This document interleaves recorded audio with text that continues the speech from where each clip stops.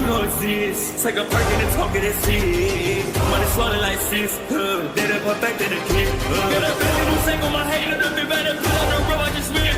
I know we got $1 million. The devil that shit ain't not cheaper again. Hello and welcome back, fellow anime lovers, to MangaMuse. I am delighted to have you join us once again in the world of fanfiction and fantasy. This is the first part of What If Deku Enters the Witcher. Special note, this fanfic is written and a masterpiece of Pidzejowaty on FANFICTIONnet. Do check and support the author too. Now smash the like, share and subscribe button for more. Also press the bell icon so that you never miss such great parts. Thanks for the introduction. Now let's dive into the world. Vesameir was kneeling before the entrance to the unknown cave system. His medallion was warm, informing him about the danger. From the inside of the cave, he could hear some muffled voices of monsters. Geralt, so, Vesameir. Do you know already what monsters are inside? Vesameir, considering what the villagers told us and what we can hear here. Neckers. But it's hard for me to believe it, grandfather. Geralt looks at the entrance, smelling the air that slowly is getting out of it, and why is that? Vesameir stands up, turns to his grandfather, and says with interest, because neckers are disorganized and cowards. They form packs of 10, 20 members usually. They do not attack villages at night with tactics and do not kidnap animals from it alive. Geralt finally looks at his grandson, proud a little from his deduction skills. Now you know why I won't let you inside alone. Vesameir nods. All of it was highly irregular behavior for neckers. Did you manage to understand one more thing, Vesameir? No, Grandad. What is it? He asked with curiosity. Since we entered the woods we did not see any signs of wildlife. No deers, rabbits. Vesameir reached to his mind, and he felt ashamed. How he could not notice that obvious fact like lack of forest life. Easy kid. You are still learning. You must remember to be wary of your surroundings. It's often telling you a story about what happened or what is going to happen. Check your surroundings one more time. Let's see if you can deduce more information from clues. Vesameir, humbled by his MSTR, started checking out the entrance of the cave. After a couple minutes, he froze and said, "The cattle cows just entered here alive. How?" No idea how, but let me ask you. Why do you think? Mind control? Some rare necker with high intelligence? Or those are not ours, neckers? OF. Language kid. Triss will start nagging me again if we return with you cursing all around. Sorry grandpa. But if those are not ours neckers, then what now? We still got a contract due finish. How will you fight with such an enemy? Vesameir answered as if he were quoting a book, with a silver sword. We'll have to be fast and agile. Can't let them surround me. Igni might help in defense and offense. Geralt was pleased that his teachings didn't go in vain. Ciri and Triss would kill him, revive him, and kill him again if something would happen to Vesameir. A young kid might not be fully mutant like him, but was on a good path to become a monster hunter, almost a witcher. Get ready. We are going in. Drink your cat. Vesameir takes a small glass jar from his belt on his chest, uncorks it, and drinks the beverage from it. Moments later, they both entered the cave. It took them 10 minutes of wandering, looking at hints to spot the first neckers. Those beings were painting a stone with some berries, but Vesameir was focusing on something different, a strange surge of power deeper from a cave calling to him to his soul. Geralt wasn't able to notice Vesameir's status until it was too late. Neckers discovered them, and fight started. Wake up, son. Got a job to do. He shouted to his only grandson. Vesameir woke up from his strange slumber, and only his training saved him from Necker's claws that almost got his side. With one swing of a silver sword, he parried another strike, and with a second swing he ended the lives of 2 Neckers. The dance of 2 Witchers' blades started collecting its harvest. Neckers were dying left and right, but they were still coming. The path to the outside was blocked by monsters. Vesameir. Go deeper to the cave. Move. Geralt shouted while dancing with his blade. Vesameir made it to the narrow path, killing some neckers. Gramps. Come on. Geralt rushed towards Vesameir's position. A bolt flew next to him, hitting Necker in the head. Both of them back up from multiple foes, who just keep coming at them without any regard for their lives. Vesameir threw a bomb behind them before Geralt could shout, "Don't." An explosion in narrow walls created a shockwave that shaked. The ceiling of the cave began to collapse as they ran. Keep running, son. Vesameir ran like his life depended on it. The further they ran, more and more red lights were visible at the end of the narrow tunnel. It's a portal. We have no choice. Jump for it, son. Geralt pushed Vesameir with ard. He wasn't able to even look at his granddad before his body went through the magic portal. Yui Kodai was lost. Not only she separated from her family, but her phone was dead, and so she could not use GPS or just call someone. She turned into the wrong street, trying to return to her family's location, but just as she thought she knew where to go, 8 villains crossed her path. All of them were on motorcycles, and each one had katana, together with other blunt weapons. What is girl? Got lost? Get her before she runs away. We are going to have some fun, ha ha ha. Yui was paralyzed by fear. She is usually calm and quiet, but in this very moment, when she was pinned to the wall, she was just scared. Run her pockets, man. I'm on it. One OT the thug started touching her back, going lower and lower. Yui managed to scream only 2 words that she hoped some hero would come and save her from the assault. Someone help. Leave her alone. She heard the voice of a boy. She turned her head to take a look at him. He had white hair, short on the sides and long on top. His green eyes focused on the man who was GRPNG her. He had on himself an armor. A cosplayer? Surely not a hero. Too young to be one. On his back were a sword and a second one in his hand bloodied. What was going on? Vesameir woken up. Trying to regain his senses, he kneeled on the ground. Not sharp or irregular surface, even floor. As his vision was not good at the moment, he decided to use other senses. Sniff sniff, unknown smell, strange noise. His vision blurred only a little. After a while he looked around. That was no cave at all. Unknown walls on his left and right. Big metal square bins with stinking contents. He lifted himself up and slowly, with his silver sword in hand, walked out the alley. He saw 8 men in funny clothes with hair pointed at each side of the world. Each of them was armed with a sword and secondary blunt weapon. There were 8 strange things that some of them sighted on, like on small horses. One of them pinned a girl. Black-haired bobcat cut. She managed to scream. Someone help. Vesameir looked around. There was no one other than them. Then he started slowly to walk in her direction, and he said, "Leave her alone." Thugs turned to look at him. The girl looked at him with her bluish eyes full of hope. That hope faltered a little when she checked him out. What the F, kid? F off. Nice swords you got there, boy. It's dangerous to play with weapons like that. Give it to us. Vesameir was calm. It was not his first time meeting some bandits. Though it was the first time without Geralt. He looked at the man with a red mask that looked like some kind of monster, who clearly was a leader here. Let her go. We will walk away, and we will not have to do to this, Vesameir said. A leader in a mask said back, "Do you know who I am, boy? I'm the great Ronin." He shouted the last word. The only lord of these streets. I don't like the way you look at us. Banky.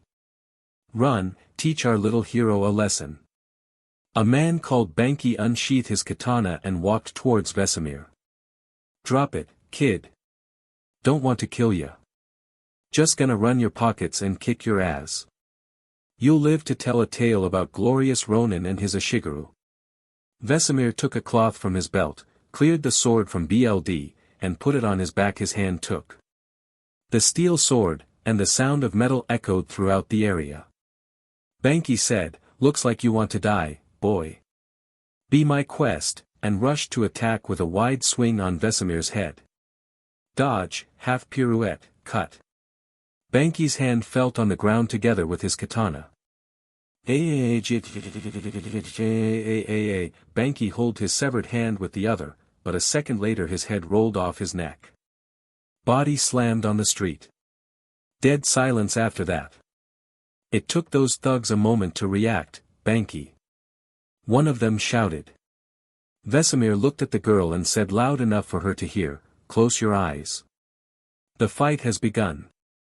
The second thug tried to attack, throwing his knife on Vesameir, but he just dodged it, rolling to the front. Surprising his enemy. Cut, break. 2 cuts. One in the chest and second in a thigh eliminated second bandit. Another 3 tried to attack him from the side. With a proper gesture, Vesameir used Igni to create a gush of flames, that didn't kill them, but in screams and agony they dropped their weapons and rolled on the ground. 5 down, 3 to go. 2 thugs decided to leave their leader on the battlefield. Girl was free, but Vesameir was focused on the last standing villain.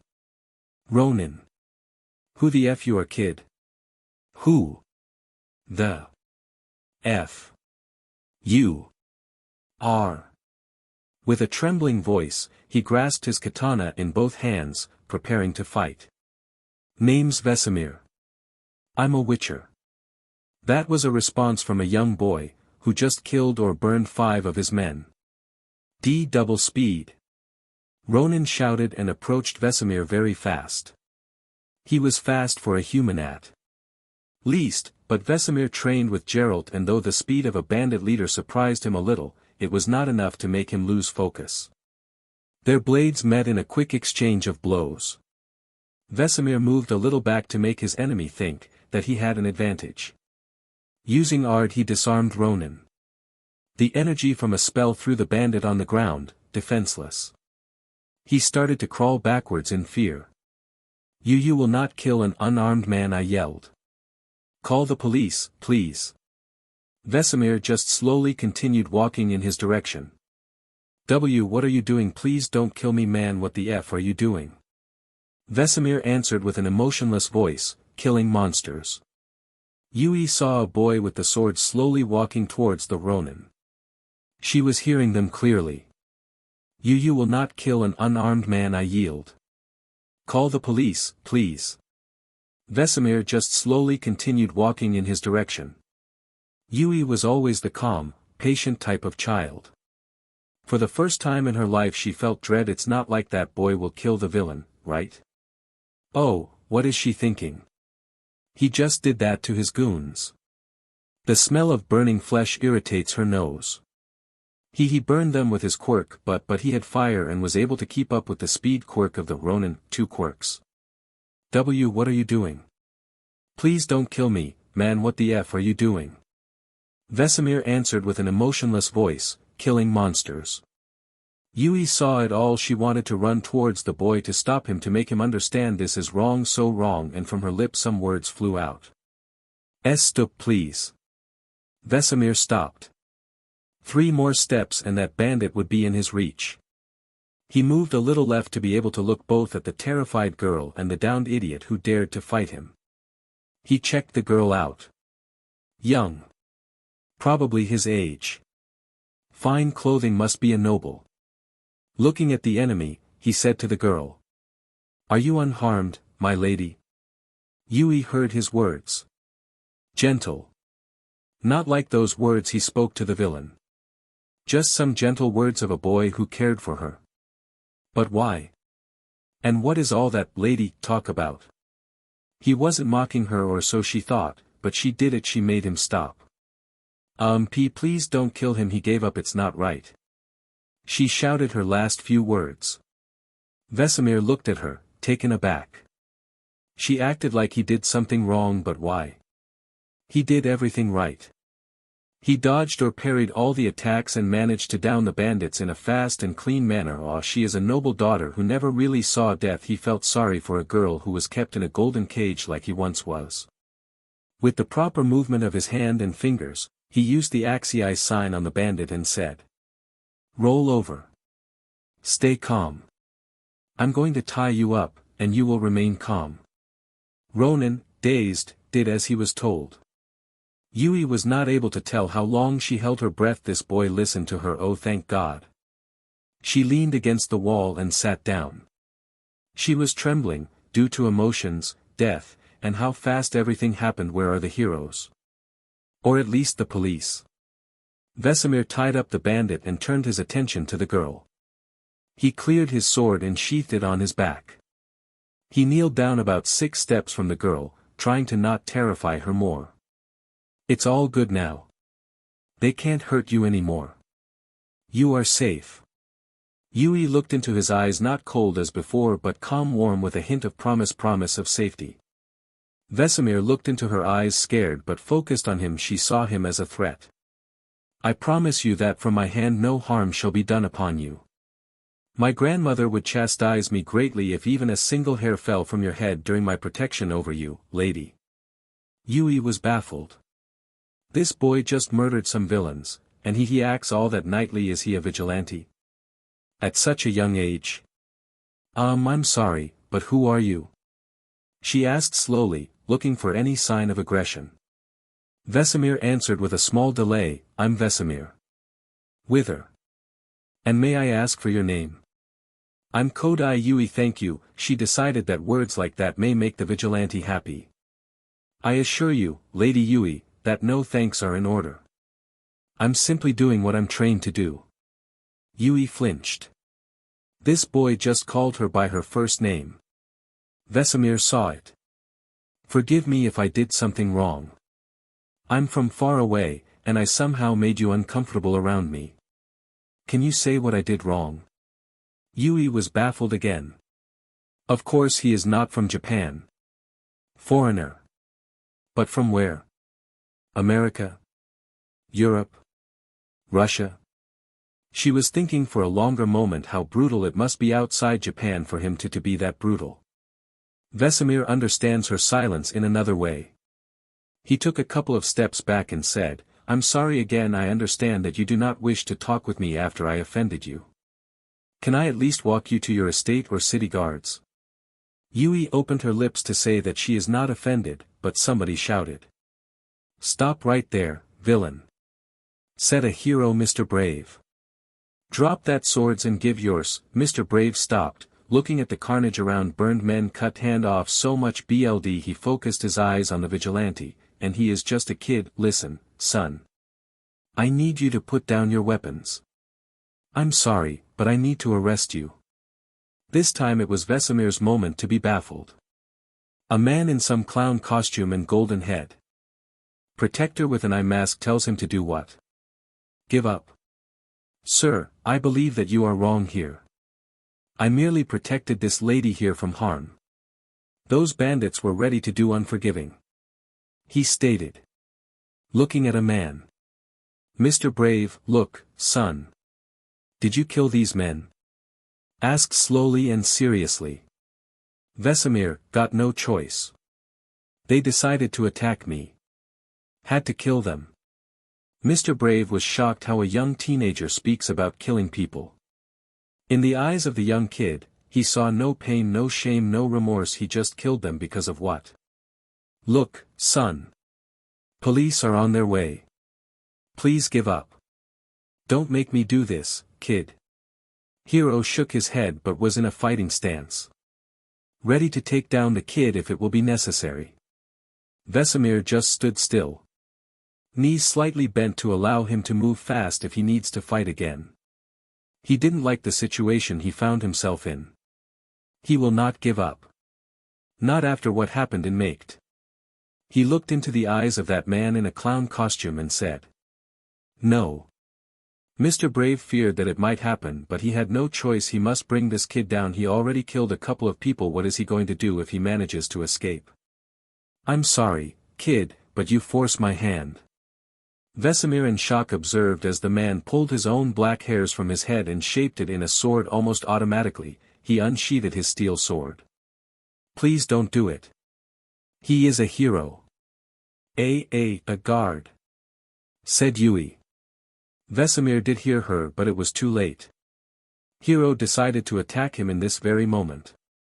Block, block, push. Vesameir parried the blows of a so-called hero. He again heard him talking. Please, kid. Just give yourself up. Block, block, BLO. Third strike managed to hit Vesameir in the chest right on his ribs. It was not a deadly blow, but the hero managed to strike a blow on the teenager. Vesameir decided. He needs to protect himself. Guard or not. Cut, break, half pirouette, move. Young Wither was on the offensive. It was no time to talk. Hero decided to start the fight, and Vesameir will end it. Mr. Brave never fought with somebody so young and skilled. After that hit he landed on a kid, he believed it would be enough. It wasn't. Now he was on the defensive and losing. Kid is good. Very good. He fights with the intention to kill like it's something normal for him. Mr. Brave could only think of who dared to force a kid to become a killer. To train him to such excess, to make him a MSTR of a blade. In this moment the kid made a flick with his fingers in Hero's direction. ARD. And the hero flew back. Dazed by invisible attack. He hit the ground but was saved by another hero, or should I say heroine, Midnight. Yui looked at her and decided to speak. Aunt Namuri. Please.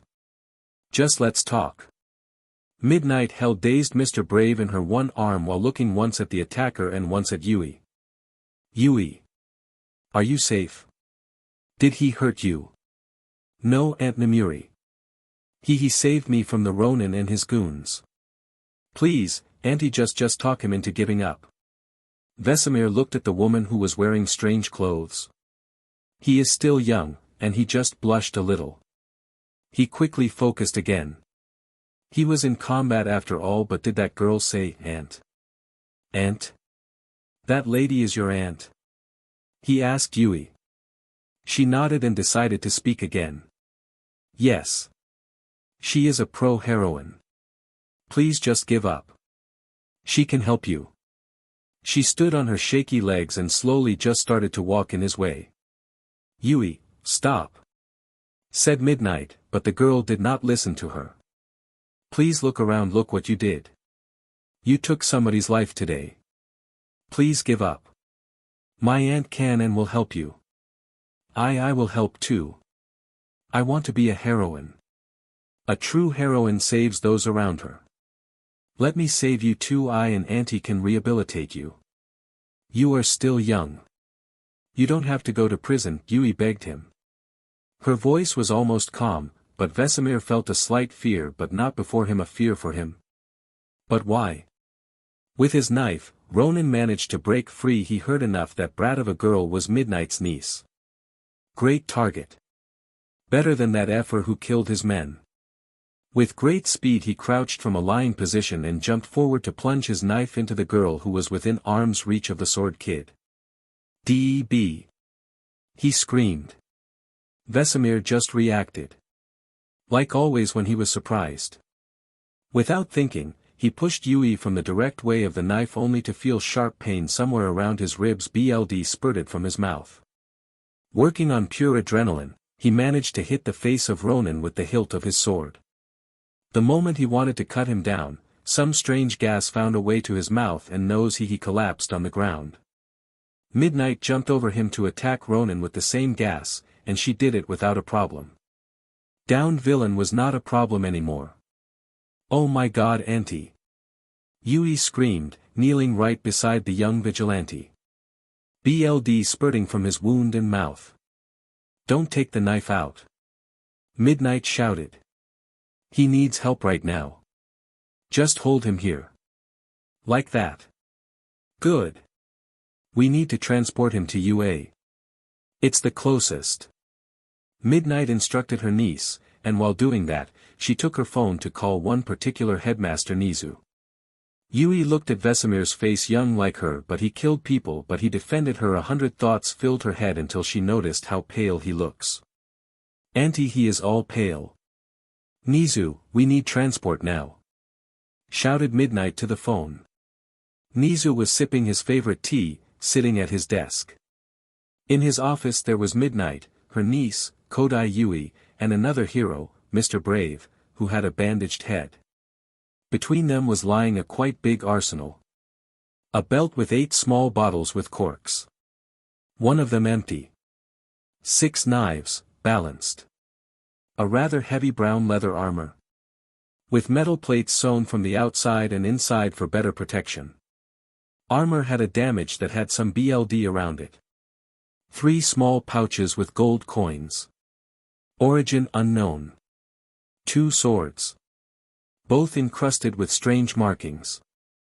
A boy who arrived here was currently under recovery girl's care. His wound was dangerous, but she managed to heal the boy with her skills and quirk.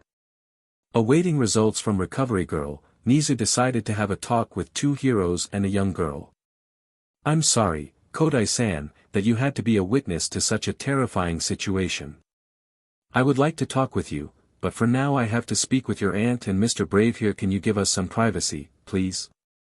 I promise to talk with you as soon as it's possible, said Nizu. He was not deaf to this girl's problems, but right now there was a matter of the boy and his skills. Yui stood up, bowed to Nizu, and without a word left the office, but she did not intend to wait in the corridor. She decided to walk to the nurse's room. Nizu looked at Mr. Brave and asked. Can you tell me something about this young man's actions? Mr. Brave decided to speak the truth. He killed 2 villains and mauled with fire 3 more. Kid's a monster. Without a doubt. Midnight began to stand up to intervene, but Nizu, with the move of his hand, stopped her. His focus was still on speaking hero. And what did you do when you arrived on the scene? Principal of UA asked. I gave him a chance to put down his weapons and give up. Was he armed at the time?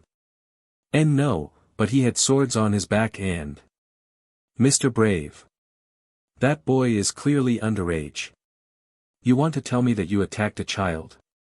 Nizu asked with a hint of aggression. He told me that he killed those men.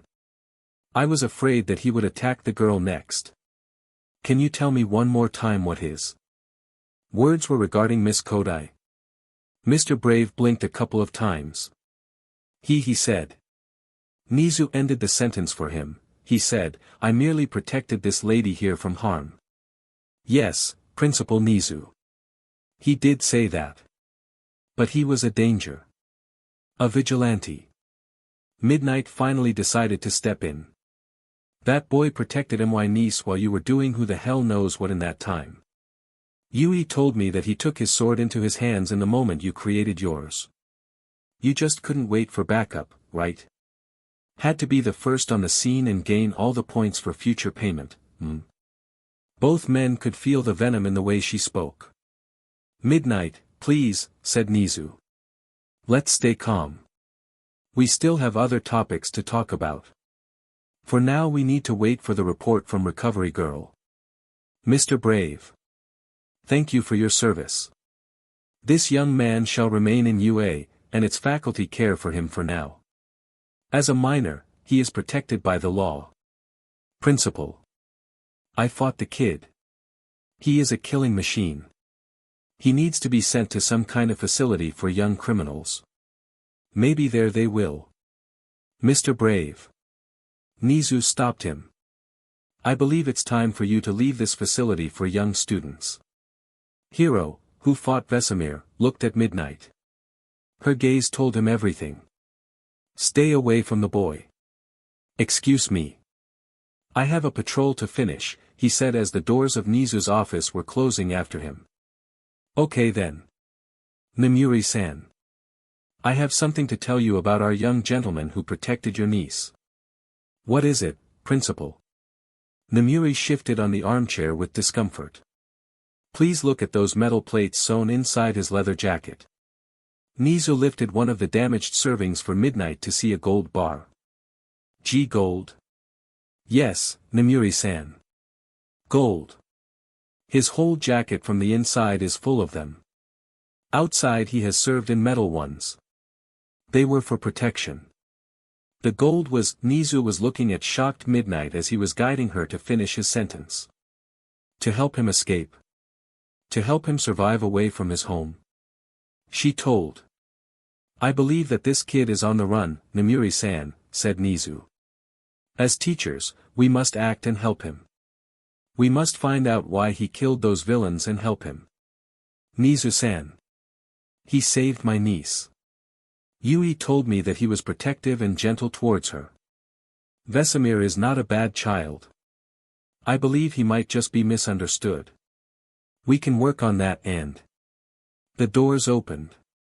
Recovery girl entered the office. Good evening. I hope I'm not interrupting something important, she said. Ah.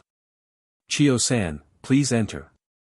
We were talking about Vesameir's case, said the principal. The elderly nurse was in not a good mood. I have something important to show you both. She put pictures of Vesameir's body on the desk. Here and there he had some scars. Smaller or bigger. But his back there was no healthy tissue left. All scarred. I must inform you, Nizu-san, that this child was abused. More I should say. He was tortured. Recovery girl said with sadness. Midnight gasped as she was looking at the picture of the boy's back. All healed up, but it was how could somebody survive that kind of damage? Nizu kept his cool outside, but inside he was already planning to find those responsible for Vesameir's suffering and make them a training practice for Endeavor. Namuri-san, Chio-san. Please calm down. The most important thing is that Vesameir is safe here in UA. We will take care of him. From this moment, based on your evidence, he nodded to Recovery Girl.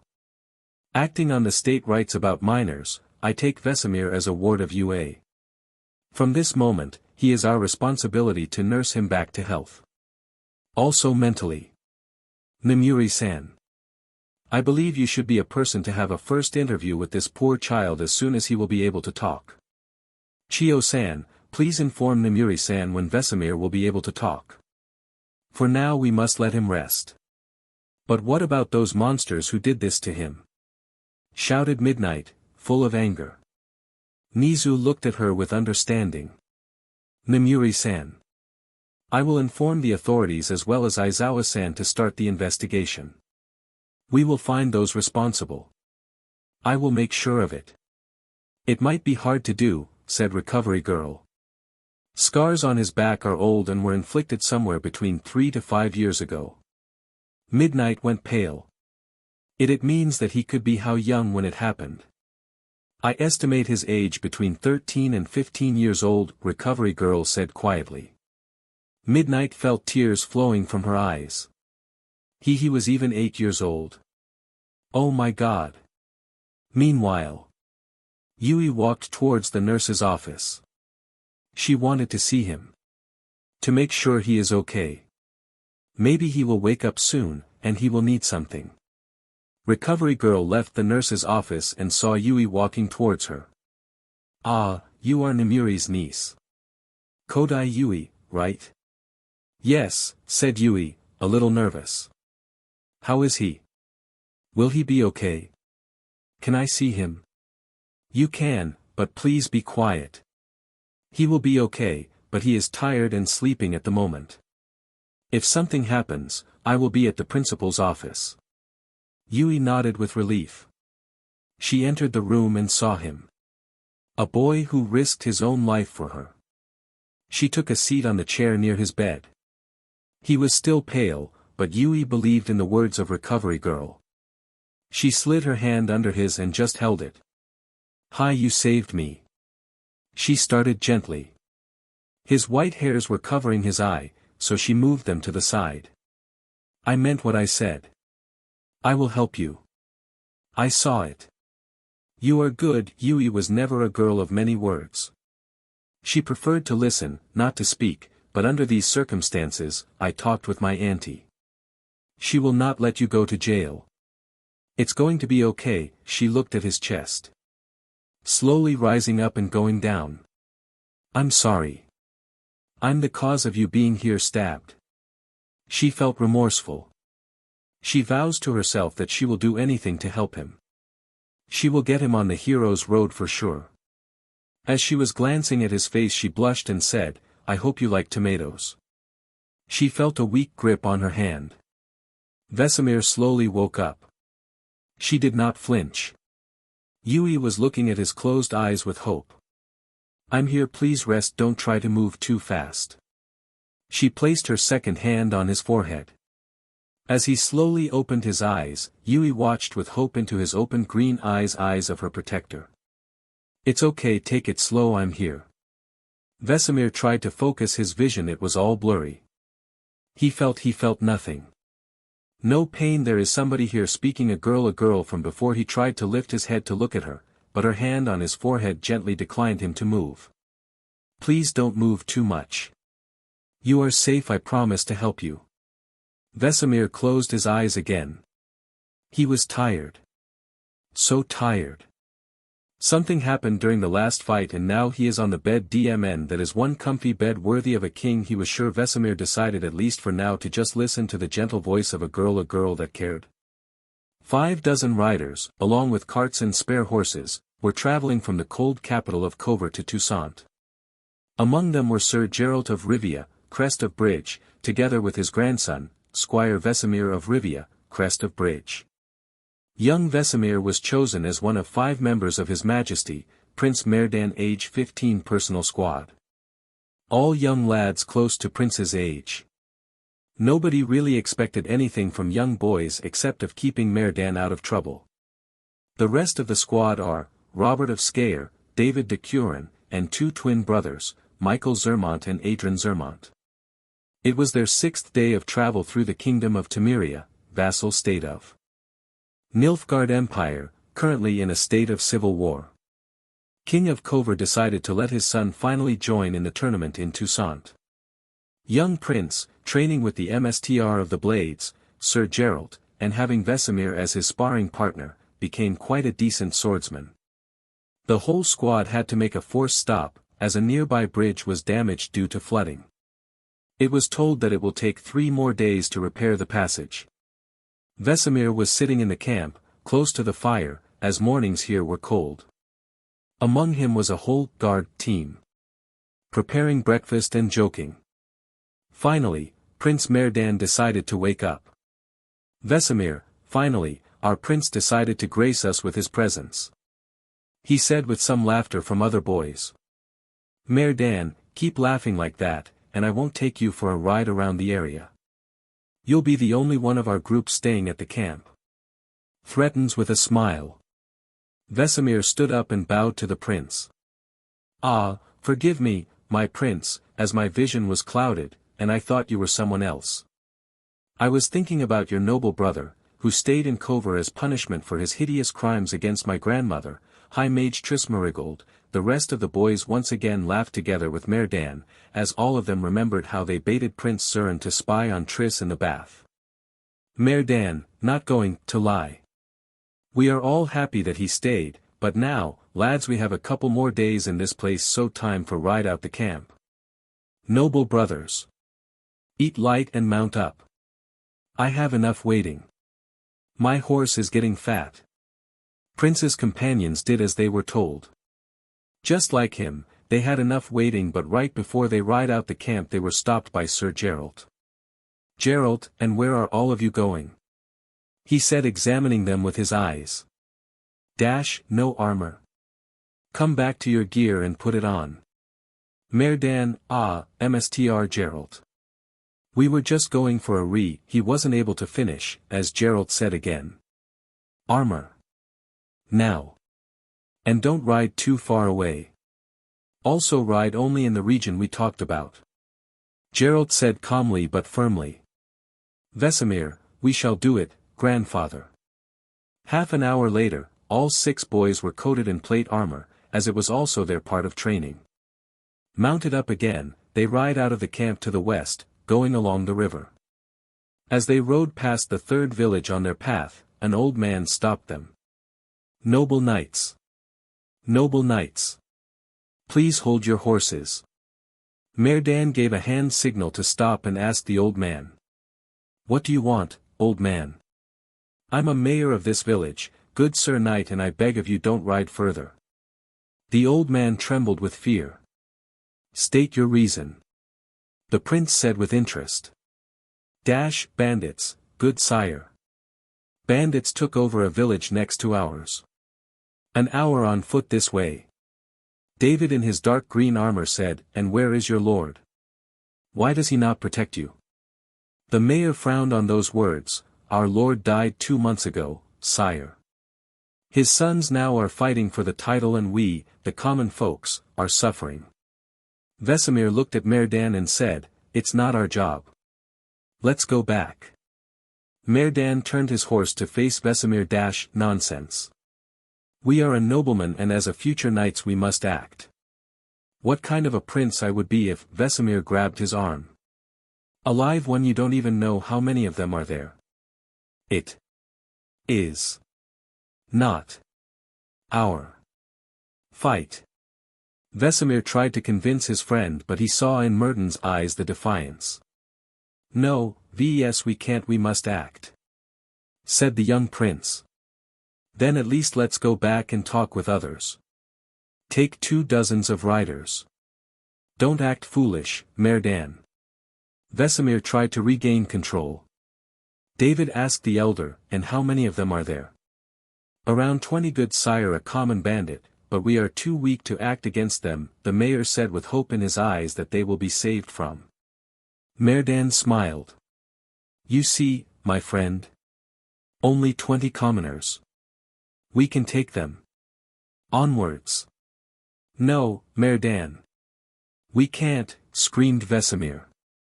Merdan turned his horse, and as he moved onward, he shouted back, "Your job is to keep me safe, remember?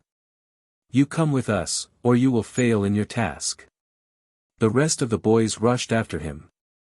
"Kurwa," said Vesameir. He gave a couple of coins to the elder and said, "Send the fastest man this way to our camp. Tell them what our prince decided to do. You will be rewarded."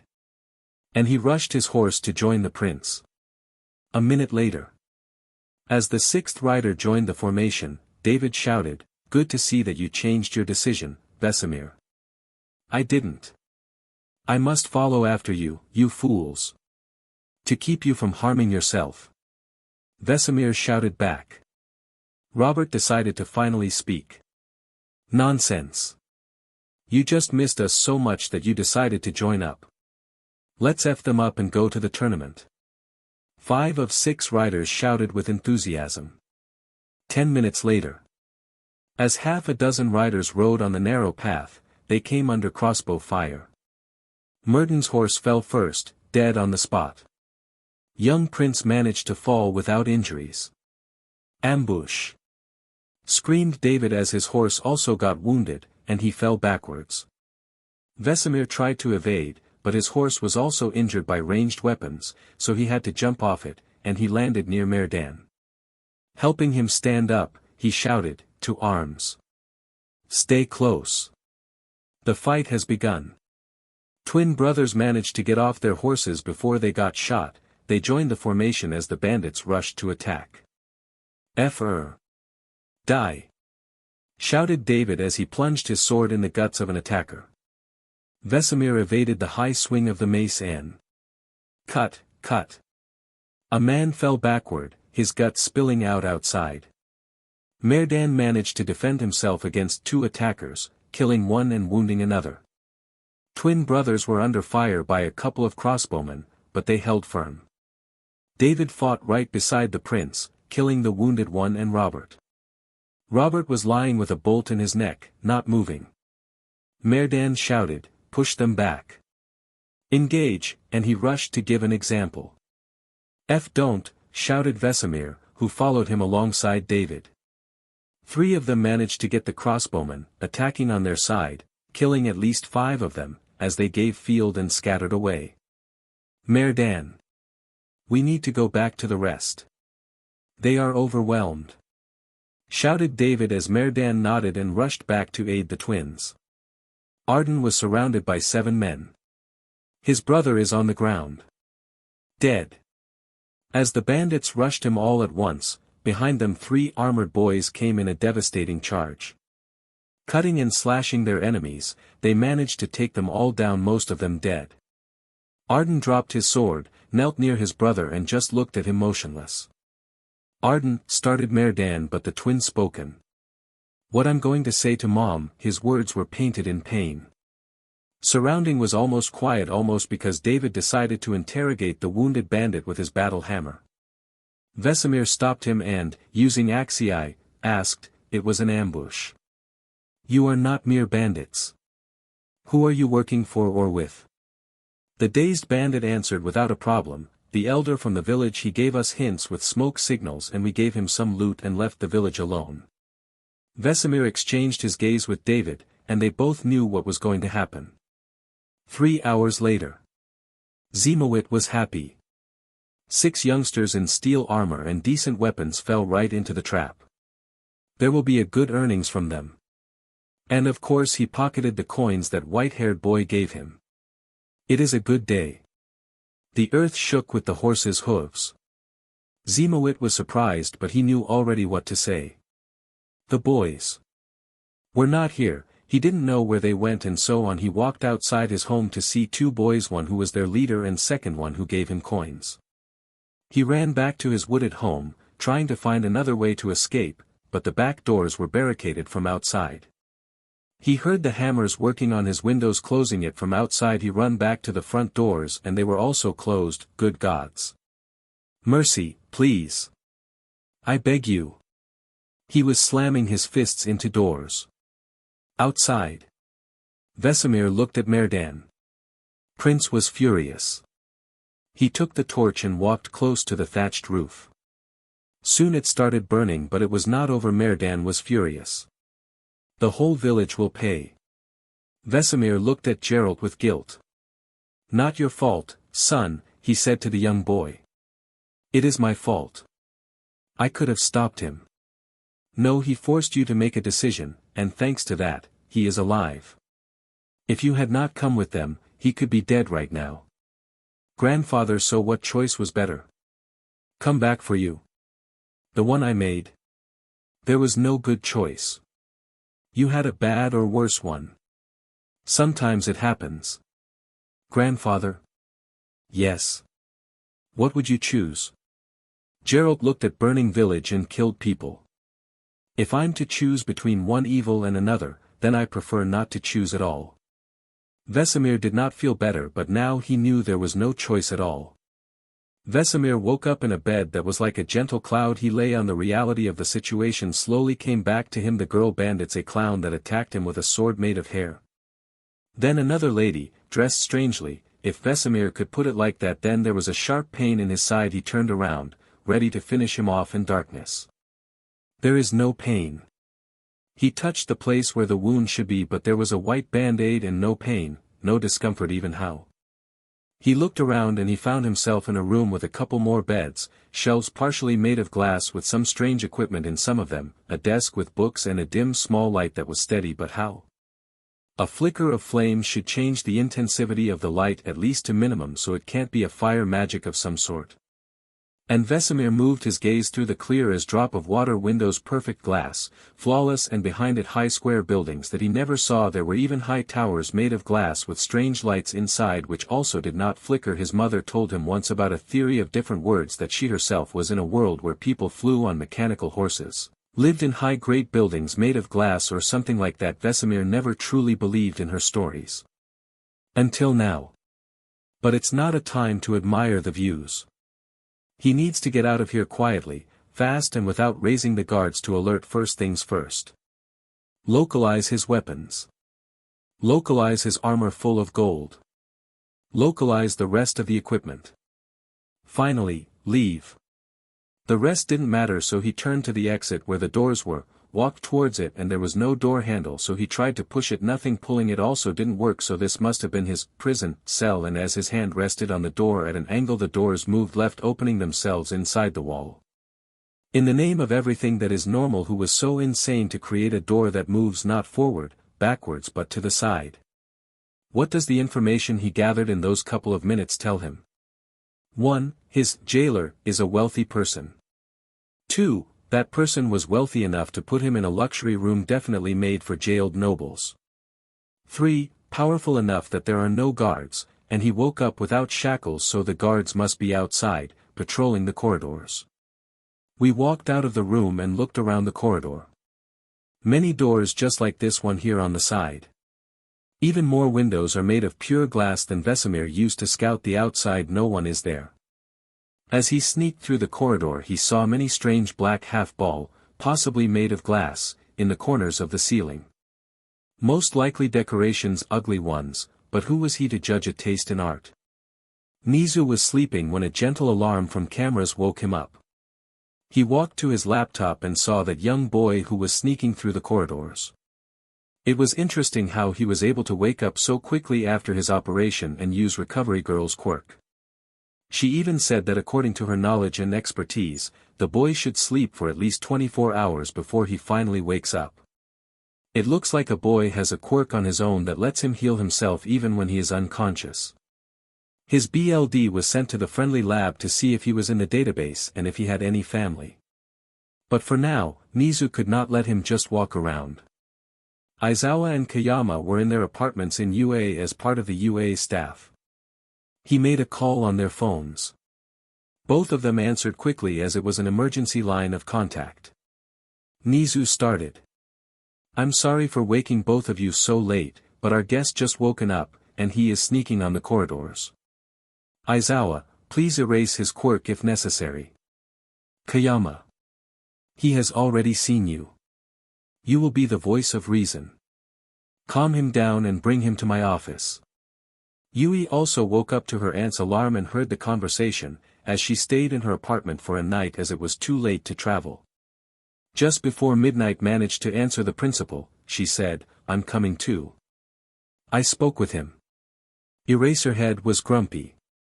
Some boy decided to walk around the school property at night and now another child wants to make his work harder. So, of course, he responded, out of the question. This boy has a dangerous quirk that we don't know much about. You would be in danger. Yui knew that she had only one chance to convince them. So she said, he had more than a moment to hurt me. He didn't. He wanted to help me. Now it's my turn to do the same. Aunt Namuri, Principal Nizu, please let me try this as a hero way. Midnight was surprised by her niece's actions. Normally quiet and rarely expresses emotions kinda Kadir, but now she was focused and even eager to help. She looked back at her phone to look at Nizu's face and he was smiling. Very well, young Kodai. There will be 2 pro heroes, so you should be safe. But you must do as they say. If they tell you to run away you will. Understood? Yes, thank you, sir. Yui's cold demeanor turned on again. Aizawa grunted something under his nose but nodded to Nizu and turned his phone off. He jumped off his bed and quickly dressed up in his hero suit. As a pro hero who works underground, he did it fast and off he went through his window to reach for the lantern with his scarf. He swung fast to the building where his target was walking freely. And of course he was much faster than Midnight, because of the niece. Vesameir heard a strange sound and moments later he felt like fresh air reaching him. Alone in the corridor, he sneaked to the first door he was close to and opened it the same way as those in his cell. A room with one big desk, 20 smaller ones. All with chairs. More clear windows, but this time on both sides of the room. It was a bad situation. He had to hide close to the corridor, so a potential enemy could not see him through the window. So he crouched. Hiding close to the doors that was actually huge. A rider with his horse could enter this room without a problem. He slowed his heart beating as he heard the footsteps. He was ready to do what he needed to protect himself. Step. Step. Step. Step. Stop. Somebody was close to the open doors. Vesameir was furious at himself. Why did he not close those damned doors? No matter what explanation he had for this, he f up, but he can overturn this failure with a flicker of hands. Burden. And a magical trap was set. Look, kid. I understand that you are scared and disoriented, but playtime is over. Get out or I will come for you, said Aizawa with a tired voice. You, sir, are not in a position to make any demands towards me, sounded a response from Vesameir. Aizawa felt something in the way he spoke, a dare and a promise to fight. Ezerhead prepared his scarf and entered through open doors, ready to capture the kid only to fall right into the prepared trap. He felt as if his speed was greatly reduced, a scarf that was already rushing to a kid slowered, and now he saw the kid's face. Face of a warrior who knew how to use his skills. He was wearing a white t-shirt with white shorts and was barefoot. May you tell me, good sir, why did you took my possessions away? The calm voice of a young boy reached to displeased Aizawa. Release me, boy. In this moment, growled Aizawa back. Ah, so I don't believe that you are in a position to make any demands, sir. Just like I told you before. Now be a man of culture and answer me a couple questions, will you? Where am I? Where is my equipment? Why am I here? Once again asked Vesameir. This time his voice was cold. Too cold for a kid to have. At least that was what Aizawa thought. There was no other choice than to play his game in the hope that midnight would arrive soon. She would never let him forget about this humiliation. You are at UA. You were wounded, and we took care of you. He answered loudly. And what is that UA, my good sir? Aizawa frowned. What did he mean?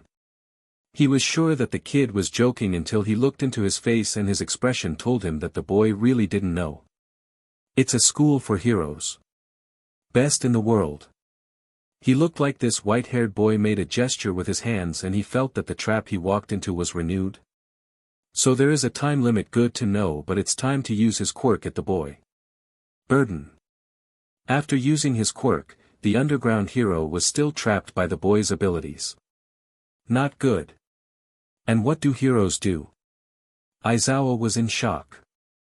Did that kid really know nothing about modern society? The knowledge about the heroes was as common as the knowledge that humans need to breathe.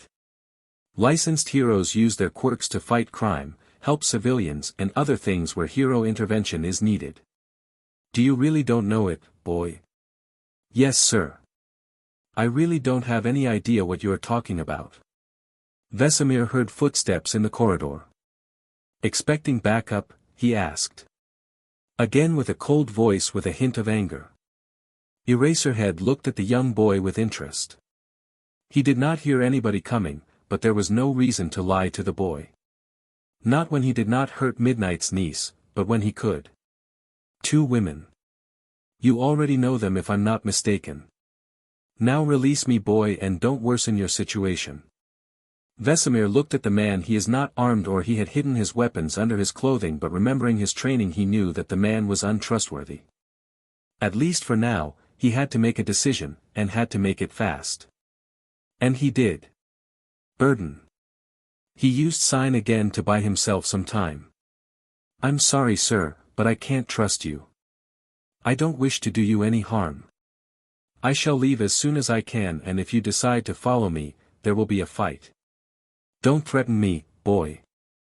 Don't make it worse than it already is. I do not make threats, sir.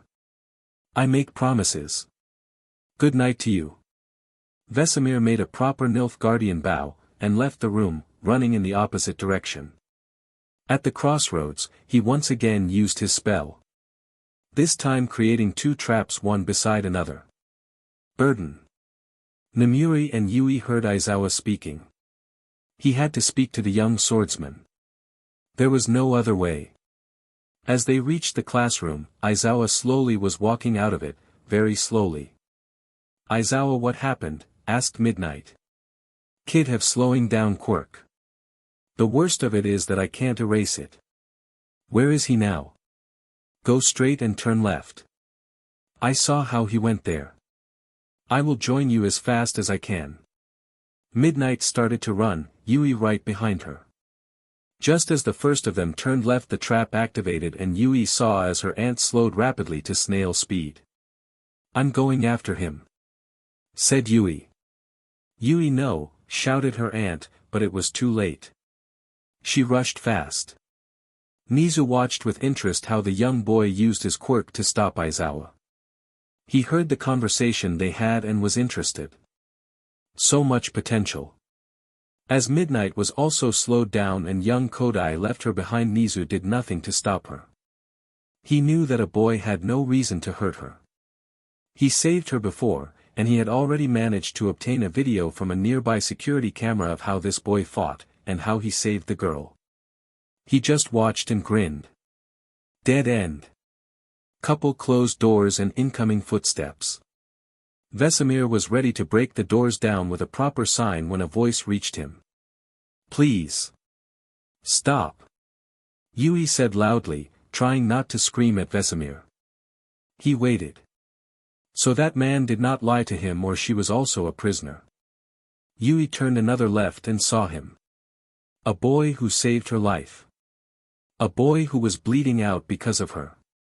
A boy who was scared of his surroundings, at least she thought it was a problem. Please. Don't run anymore. We just want to help you. Ah. So she is not a prisoner. Help. Yes. Help. Recovery girl saved your life. She did an operation. She took out the knife you got stabbed with and you recovered so quickly. She said that it will take more time for you to just wake up. Please. I understand that you are confused, but you are among friends. Just trust us a little. That's all I ask. She ended her speech with a tear dropping from her eye. I'm sorry for causing trouble. It was not my intention to hurt anybody, just, I have had a bad experience with being taken against my will, said Vesameir with honest sorrow and sadness. Yui's heart ached. Was he kidnapped? This must be an answer to why he acted like he did with Mr. Brave and later with Eraserhead. I promise. You are safe here. Nobody will hurt you. Principal Nizu wishes to talk with you. Please just come with me. Other steps. A moment later, Midnight and Eraserhead turned left to see Yui speaking with the boy. Aizawa was ready to attack, but Namuri put her hand on his shoulder and said, "Let me handle it. I think that kids don't really trust you at the moment. I at least have a clean record with him." He nodded and stayed back as a backup if something went wrong. Vesameir just watched as another woman, the one who he had seen earlier, slowly came to the girl, standing next to her and said, "I'm sorry, Vesameir. You woke up at night and there was no one to tell you what is going on. Are you unharmed?" "I believe so, MDM, I believe that I owe you an apology. Please, forgive me for acting on my instincts. To you, sir, I also beg for your forgiveness, as I believe that you wish to deceive me." Vesameir bowed slightly. Aizawa nodded, surprised by the manners of the boy. "It's all right, kid. Our principal wants to talk with you. You will get all the answers we can give you there. Vesameir-san. Please. Just come with us." "It's okay," said Yui again. Full of hope that any misunderstandings will be resolved soon. Vesameir looked at her, trying to understand what that "san" was, but they were right. This was not a place for a proper conversation. "Shall we go then to the headmaster?" Aizawa looked at the white-haired kid with a taxiting look from up to down. "Why are you barefoot?" "I believe my equipment is taken into storage by your administration, sir," answered the boy with a small snicker. Aizawa furrows his brow. The kid's going to be a problem child, he was sure of that, but why was he making him feel like he knows him? Aizawa shook his head a little. Without a good coffee, he will not think about it. He was already woken up in the middle of the night, and it was his free day. Nizu is going to pay for it. It better be a good and strong coffee. Let's go. The faster we come to his office, the faster I will drink a coffee. Vesameir lifted his chin a little. Coffee an expensive luxury, especially in the far north. Lead the way then. I'd like to pick up my equipment as fast as it's possible and talk about. He spread his arms and moved them a little. All of this. Midnight came to a boy with her hands visible and said, "Are you unharmed? Do you feel any pain?" "No, MDM, I'm able to regenerate rather fast." "Can you tell me who I should be grateful to?" 18 The heroine smiled. "You don't need to thank us. You saved my niece from being stabbed, but you still did a bad thing." She said the last line with a saddened expression. "It was not my intention to cause a faux pas. Is there any way I can satisfy your demands, MDM?" Midnight puzzled. Faux pas. That's how you call it? Naturally. Somehow I have insulted your niece, and by this I indirectly insulted you, MDM. It was due to different cultural norms, I presume, but I still did it, and I intend to repay your house for this insult. Aizawa listened with a slight headache. Midnight opened her mouth a little, somehow baffled even more, until Yui took her hand in hers and said, "Auntie." He called me by my name. It's a Western thing, right? Midnight looked at Yui, then at Vesameir, and turned her whole body to face Aizawa, who just murmured something about a troublesome child. "Let's just go to Nizu. We will talk inside his office," answered Aizawa, under his friend's gaze. "And let's get the kid a pair of slippers," he added shortly after, looking again at the boy. As Vesameir took a new pair of slippers, he was pleasantly surprised. It was made of materials he was not similar to. Firm, but able to bend easily. Trying not to show curiosity, he started walking. Yui was walking beside him, glancing in his way from time to time. Midnight was leading them, and Aizawa decided to position himself strategically behind if Vesameir would try something sketchy. "I'm curious about your architecture. Windows made by glass so clear and straight that it's hard to notice them. And those black half-spheres on the ceiling interesting." He tried to be polite and maybe try to gain some information. Anything that can tell him where he is exactly. Midnight stopped and turned around to look at Vesameir again, like he was playing with her. As she saw no smirk or any other evidence to support her thesis, she looked at Aizawa. Aizawa, curious about what the kid just told, asked, "Where are you from, kid?" Vesameir turned around and answered, "Well, it depends. I'm quite flexible about my residence, so it's hard to tell, really." "You dodged the question, kid," said Aizawa, with a hint of danger. "Just like he acts around his students, he will make sure that this kid will not be a bigger nuisance than he would be without a little fear. It's his weapon against the students after all. I would appreciate it if you would kindly change your tone towards me, sir." Vesameir decided to answer politely.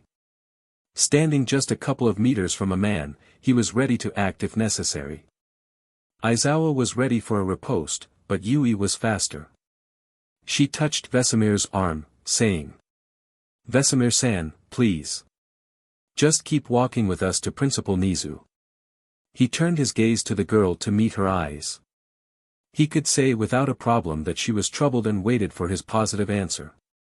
Not wanting to offend her further, he nodded. "Of course." The door to the Nizu's office opened as Midnight entered first, saying, "Pardon for intrusion." Yui was second, Vesameir behind her and Aizawa as the last one closed the door. There were 2 black sofas with a black coffee table, full of snacks and with prepared tea. "Welcome. Am I a dog? Am I a mouse? Am I a bear? That's up to you. But I'm Nizu," said smiling Principal. "Please. Sit down, young Vesameir. We all would like to know you better." Vesameir was, for the first time in his life, so surprised that he opened his jaw. He looked at the rest, looking for any evidence that this is a joke, but no. They were normal if something like this can be called normal. Maybe he was dreaming. He looked at the white furry animal. "I'm sorry, but are you a shapeshifter of some kind, sir?" "No. This is my body. Please sit down so we can have a proper talk, said smiling Nizu. Vesameir forgot about the etiquette and just sat on the couch in the center of it. Yui sat beside him. Her action was noticed but also passed over in silence by her aunt, who sat next to the principal. Aizawa at first decided to stand, but an aroma of hot coffee, right on the table, convinced him to pick it up, but he still decided to stand with his back leaning on the wall. I'm honored, sir, to be a guest in your domain, said Vesameir, with a slow nod of his head, trying to regain composure. Domain? So polite. You know how to talk to people, I tell you that. We will be able to start shortly. We just wait for one special person, and. The door opens, and Tsukachi Naomasa enters the office, DMN it, Nizu. Next time give me a little more time. It's the middle of a night said detective, trying to catch his breath. Is this the boy we talked about? Yes, he is. How about you join us, and we can start. The detective sat down and looked at the boy. Hello, young man. I'm Detective Tsukachi. I work for Mizutofu Police. Good night to you, sir. My name's Vesameir. True. Naomasa nodded to Nizu, confirming that he can start and that the boy told the truth. Okay then. I'm sure you have many questions, but first let us ask some. Maybe during our talk you will find answers for some of yours. Told Nizu with his smile. It's your domain, sir. I'll be glad to satisfy your curiosity. Words of the young man made Nizu beam with happiness. Great. Then please start with your full name and surname. Just Vesameir. The Witcher, lie. Naomasa looked at the principal and slowly nodded, in that way informing him about a lie. Witcher. What does that mean? Questioned Midnight with a worried look, as she also understood Naomasa's nod. A Witcher is a monster hunter. Witcher is faster and stronger than a normal man. Can endure more pain, heals quicker. Is able to use magic. True. Vesameir decided to tell them what they could already deduce after his show of skills during the fight and his healing. Can you tell us who trained you? Asked Aizawa, drinking his coffee. My grandfather. Geralt is also a Witcher. True. How did you come to Japan? Asked Yui. I have no idea. Half-truth. Naomasa, of course, gave the teachers and principal a proper nod. Yui, please. Let us handle asking the questions, said Midnight with a soft voice. Yui just nodded. Why do you have two swords? Asked Nizu. One is made of steel. The second one is covered with silver. Silver for monsters. Steel for other kinds of them. True. Aizawa decided to pry a little more. Have you killed anyone? Yes, true. For a moment there was a silence in the room. Yui was feeling guilty that he did kill those villains, but only to protect her. He even stopped when she asked him to do so. He can't be a bad person. Midnight came right after the fight, but Yui told her what happened. Nizu lost his smile in a sadness for a boy who lost his innocence. Aizawa was looking at the boy with anger, not for him but for a man called Geralt. Who the hell teaches a child to kill? Tsukachi Naomasa, as a true detective, decided to continue. How old are you, son? I'm 14, sir. True. And Tsukachi just felt sadness. A boy who broke a law. Killed villains. He is still a kid, 14 years old, but he had to continue. How many people have you killed? I don't know. Many. True. 4. No, sir. More than 4, true. Can you tell us approximately? Asked Nizu, anger rising inside him, but his voice was still gentle. Not really, sir, I never counted. But approximately? I'm quite sure that more than 50. 60. Wondered Vesameir. True. Yui grabbed his arm with her shaking hands and started silently crying. He used his free hand to pat her hands, trying to bring her some comfort. Midnight held back her tears. Barely, but she held them. She had to ask, why? Why did you kill them? They were a threat to your niece, MDM, I had to defend her. It was my duty. True.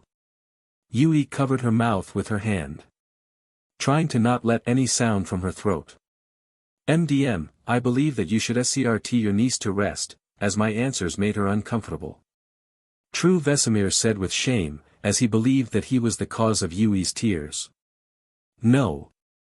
I can't take it. Yui, maybe I ta. No, auntie.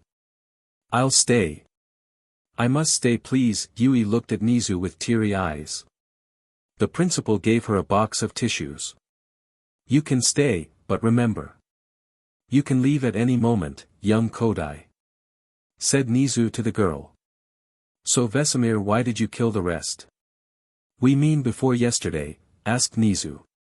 It depends, sir. Some tried to kill me first. Some tried to kill someone I cared for. A couple of them I knew by the name. Most of them I did not know. Couple died because they killed somebody important to me, and some I killed just because we were in battle and fate made us enemies, True, Vesameir said with sadness. His gaze went down at the table. How old were you when you first time took a life? Asked Detective. Vesameir looked and saw Yui crying, and he answered. I believe that Lady Kodai should be escorted to her quarters for rest. These informations are taking a toll on her. True. No, no. I can take it. I want to help you. It's a hero's job to help. Excuse me, but it's not about being a hero. Vesameir turned his head to Nizu and said, I shall not answer any more questions as long as Lady Kodai remains in this room. I'm worried about her health. True. Midnight stood up, walked around the table, and hugged Yui. Let's go, Yui, you need to rest. I'll tell you everything later. I promise. But. No buts, come with me, I'll take you to bed, and I'll soon join you as fast as we finish here, okay? Midnight gently pulled crying Yui from the couch and walked out with her in the corridor. 3 men and the boy left in the office. For a moment, nobody said anything. Nizu smiled gently at the boy and told Vesameir, please drink some tea. It's my favorite blend. Nizu poured a mixture into the cup and gave it to Vesameir. He took it and drank a warm brew. It's delicious, sir. Thank you. Should we wait for MDM? Forgive me, but I don't know her by her family name. Is it Kodai as her niece? For now just call her Miss Midnight, young man. It's her hero name. Said Nizu. I heard that before. What do you mean when you say, hero? You don't know? No, sir. I do not. True. Hero is a job that we gave to people who acquired a hero license. Their job is to save people and arrest villains. Some heroes are better at fighting. Some are great in rescue. Others are able to fight off the natural disasters. It depends on their quirk. What is a quirk? Aizawa looked at the boy. Wait. You don't know? No, sir. True. Aizawa and Nizu turned their heads at Naomasa, who was as surprised as them. The boy told the truth. After some time, Midnight returned, and this time, she sat beside Vesameir, placing her hand on his shoulder. It's okay, Vesameir, you can tell us now. I was 8. True. 8. Screamed Aizawa. Who the hell forces an 8-year-old boy to kill? Aizawa, calm down. Said Nizu. His fury is visible for everyone who knows him well. Can you tell us how it happened, Vesameir? I can't tell you that. True. Why not? Because my grandfather told me so. True. Okay, let's just sit down for a minute and talk about what you told us. You see, Vesameir. Detective Tsukachi has a very special quirk. A quirk is a special power that almost everybody has. His power can tell if you lied to us or not. You told us a couple of lies. I would like to ask you those questions again. Okay. Vesameir looked around at their faces. He looked back at Nizu and said, "And why should I believe you?" Detective responds. "We can test it. Tell us something you are sure we don't know. I will tell if you lie or not." I'll play your game. I got a kiss on the cheek from an empress. True. The answer is true, but who? How? Asked baffled Trikachi. So you really can check if I say the truth? I must say, I feel betrayed by your actions. All of you. It was the only way to check who you really are, kid. And now? Answer us. What is your real name, kid? We will not harm you. I swear, said Aizawa. Namiri gently moved her hand on Vesameir's upper back in an attempt to calm him down. We are sorry, Vesameir, but we had to check if you are a villain. Some quirks can change people's age and appearance, even turning them into a whole different person. Can you please answer us? The thing is, I have 2 sets of names. The one I go by Sir Vesameir of Rivia, Crest of Bridge. True. Why do you have 2 sets of names? Asked Aizawa. To protect myself and those around me, true. Can you tell us your real name then? I promise that it will stay in this room only. Said Nizu. My name is Vesameir Gwasand Muerkid Eldwys var Emrius. Crowned Prince of the Nilfgaard Empire. Duke of Adder. True. The room went silent. Vesameir looked around. It appears that he successfully caught his interlocutors off guard. As you found out the truth, may I have my property back? Nizu, young man, I can't give it to you at this moment. Especially the swords. Sir. I insist. Return my property to me. Aizawa looked at the kid, his scarf ready to wrap him. You will not make any demands here, kid. Vesameir looked at Midnight. Let me go, MDM. Just let's wait a minute, we can talk this through, no need to make hasty decisions, said Midnight, with a gentle voice. She was afraid that something might go wrong in this very moment. She looked at Aizawa with that look, saying, you idiot, to him. MDM, I believe that soon I might need to defend myself from an act of aggression. I demand you let my hand loose. He tried to be civil, but the tone of his voice made it sound like a threat. Namiri held his arm firm, not wanting him to start anything. Please just let us talk about it, okay? In this country it's illegal to walk on the streets with your weapons.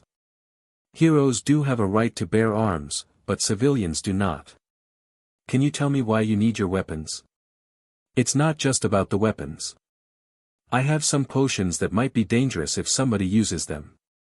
My swords are tools of my craft. My armor has some gold saved inside it, just in case. I guess I dropped my crossbow, so I have to get another one. I hope I still have my knives. Said Vesameir with a hint of hope to get his stuff back. I understand, young man, that you want your possessions back. Let's make a deal then. On the UA grounds, you can move freely with your equipment. Even swords if you wish, but when you leave, you must leave your weapons. A member of UA faculty will accompany you all the time when you are outside until we decide otherwise. You will have to answer some more questions if you are okay with that. Nizu said calmly to the boy. Vesameir looked at Aizawa. His look was taxing the danger. For a couple seconds there was a silence in the room. Midnight relaxed her grasp on his arm and gently stroked it soothingly. He looked back at the animal that was a principal of UA and said, I understand, sir. I mean you no harm, and I don't understand your laws now. I see that I acted too harshly. I accept your terms and beg for your forgiveness. He made a sincere bow towards Nizu. The principal smiled, great. Tomorrow your gear will be returned to you. Maybe you have any questions before we continue? I'd rather answer yours, and during them I might get some answers on my own. I promise to speak the truth, but I might choose to not answer a question that may be too private. Let's continue then. Tell us more about yourself. You said something about the Nilfgaard Empire. There is no country new under this name on this planet. How can you be so sure, sir? Maybe Nilfgaard is far, far away. Nizu walked towards his desk and took a globe from it. He passed it to the boy. This is a full map of the Earth. It's the planet we live on. Can you show us where you are from? Certainly, sir. If Nilfgaard is here, I will show it right. Vesameir studied a globe for a minute. There was no Nilfgaard, no Temeria, Redania, nothing. It's not there. Nemuri squeezed his arm gently. What do you mean not there? MDM, I know geography. There is no land similar to mine, so my mother did not lie, did not just told fantasy stories.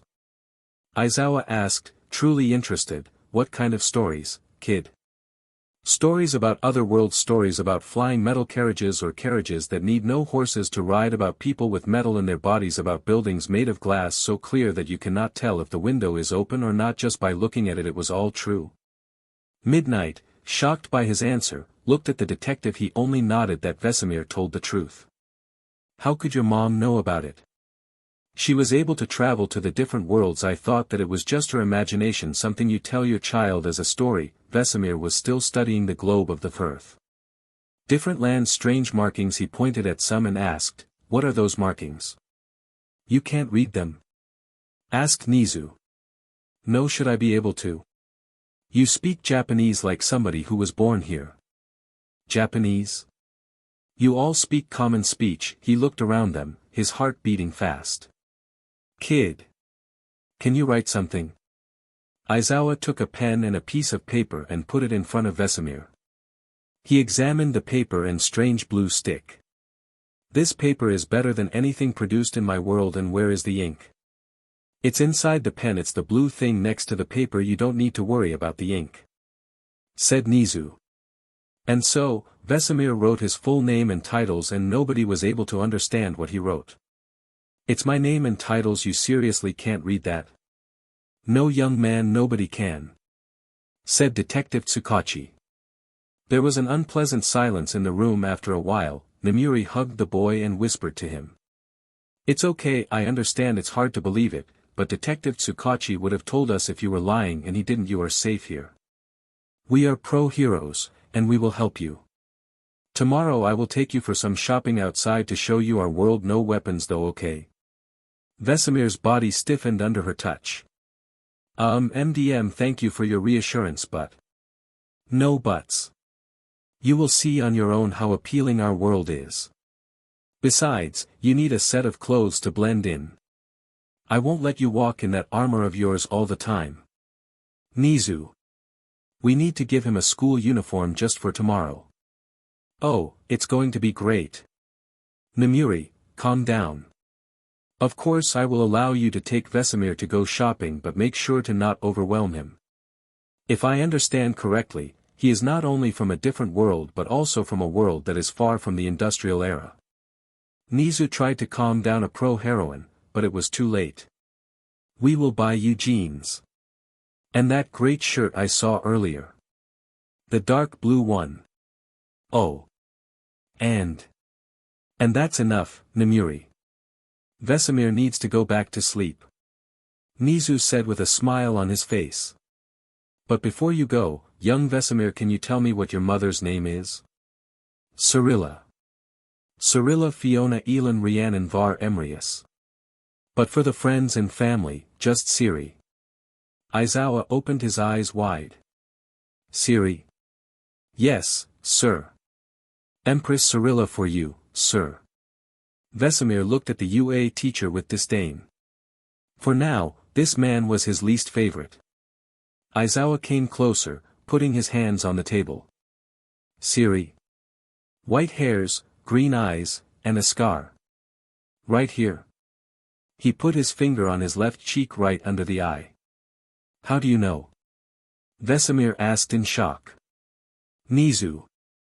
We need to talk. Private, the teacher said. I said how do you know? Vesameir stood up fast, shaking off midnight out of him. It's not for you to know, kid. Go to sleep. I need to talk with the principal and... The F you need. Tell me, how do you know my MO? Vesameir loses consciousness under Midnight's quirk. She grabbed him and gently put him on the couch. Aizawa. What is the meaning of this? She asked, mad at her fellow teacher. Look. I knew Ciri and the kid is 14 years old and I met her like 15 years ago and we...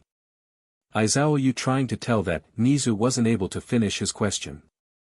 Recovery girl took his BLD sample to check in the database, right? Check for email. Nizu, please. He did as Aizawa told him. One email came during their talk with Vesameir. Relatives found Aizawa Shota matched 99.9% father. Oh my god Shota, you got a girl PRGNNT. Shouted Nimuri. So alright folks, that's all for today. Stay tuned for part 2. Do subscribe, like and share for more such videos. Also check out the story and author Pidzejowaty on FANFICTIONnet. Press the bell icon to be notified first on release. See you in the next video. Till then, goodbye.